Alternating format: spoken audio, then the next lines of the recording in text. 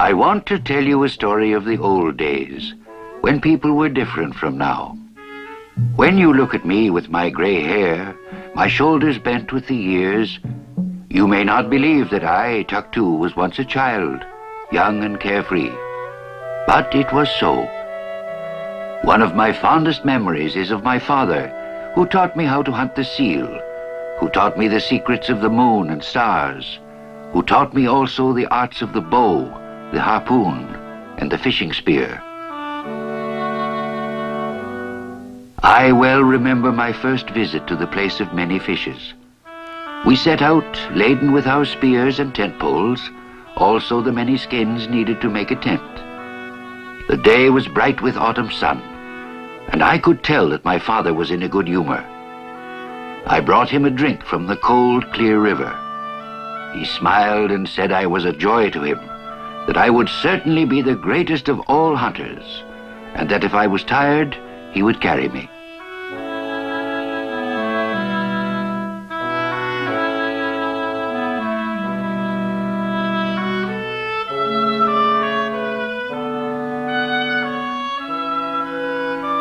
Will my uncle be at the fishing place? I asked, for I wanted very much to see him, and this my father knew. Alas, he said, I do not think so. Your uncle has gone a long way from here to another country, where the seals are bigger than kayaks, and where the fish jump out of the water when you whistle. As we walked along, I tried to imagine this land of marvels, wondering greatly that we didn't live there. I felt a sadness in my heart, for I knew I should never see my uncle again. For who would leave a country of such great magic?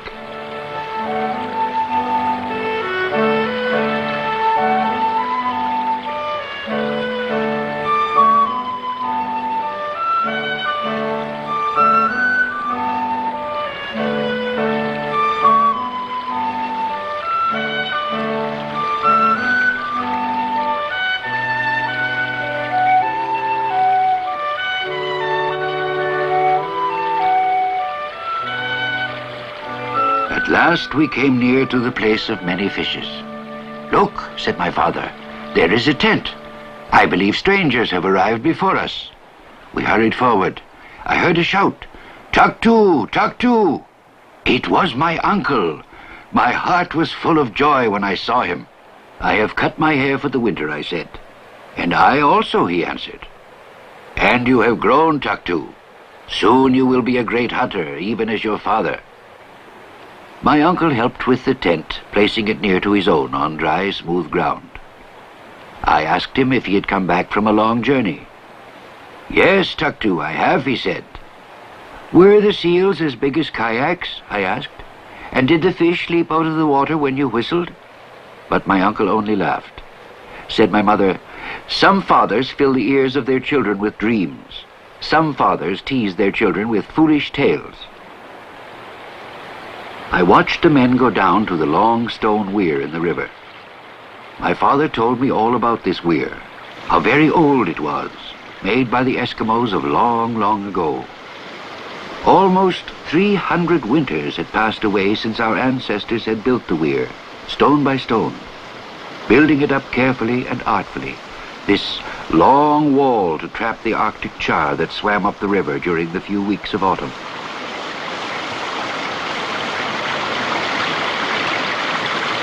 Each season, the weir was damaged by heavy winter ice, and each season the Eskimos would come and make repairs. Fallen stones would then be lifted back into place. Not a hole was left, not one small crack for the fish to escape through.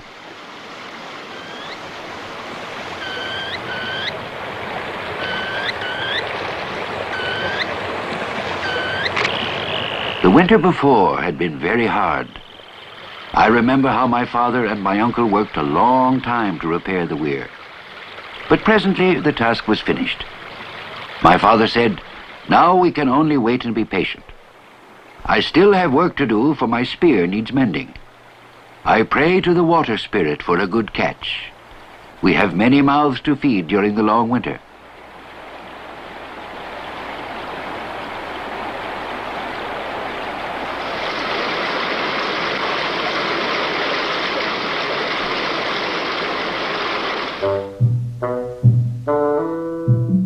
Then my mother brought the spear to my father, and he sat in a quiet place in the sun and made the spear ready for the fishing.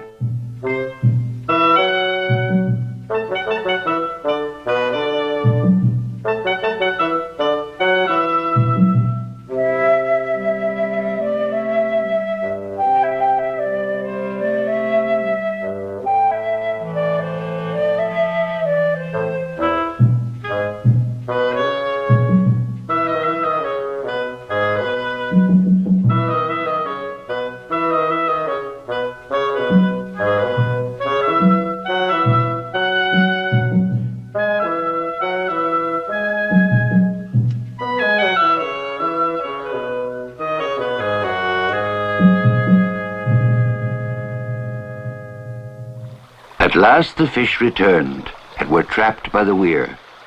I remember seeing them in great numbers. Desperately they tried to escape. Said my father, "I have never seen so many. Our children will not go hungry for many weeks. Let us begin the fishing." Then my father and all our friends went down to the weir.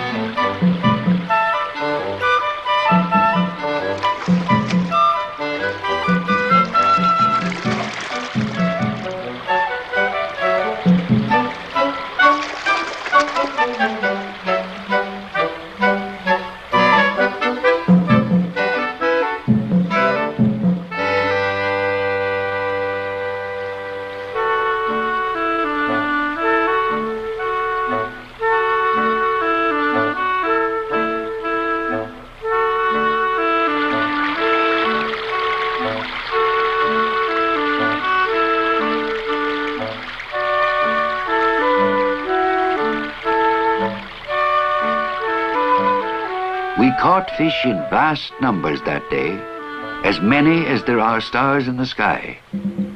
I thought surely all the fish in the world are here. Truly, this was a time to remember. But as you know, the spirits of the dead fish are wise and may see more than is good. The fish spirits might warn their friends against our fishing place, warn them to stay away from the weir. Therefore my mother took ashes and covered the eyes of the fish. Thus she made them blind, and the fish could not see the place or tell their friends where they had been taken.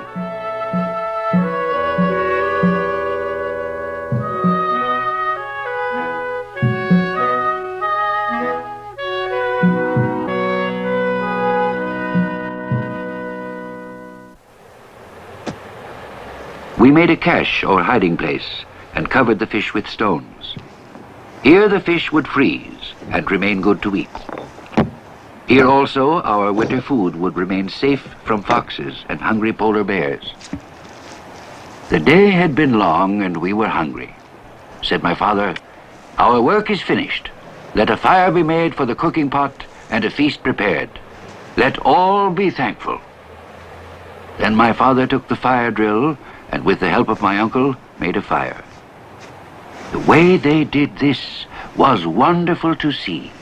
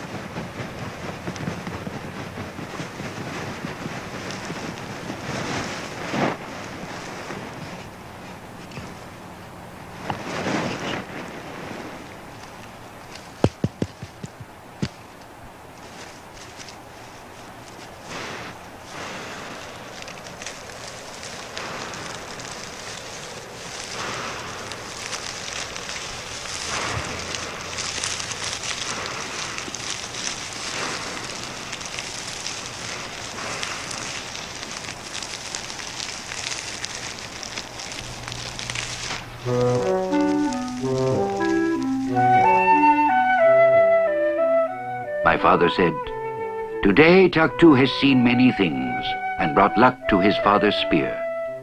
My son, learn from what you see. One day you also will fish and make fire. You are my son, and I am thankful."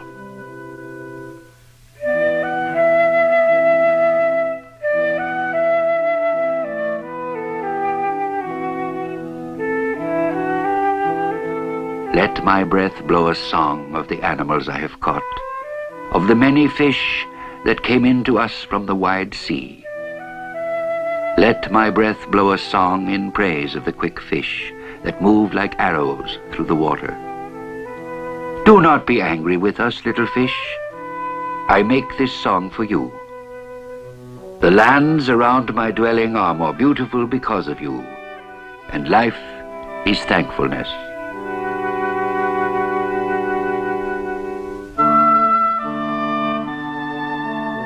And that is the way we used to live.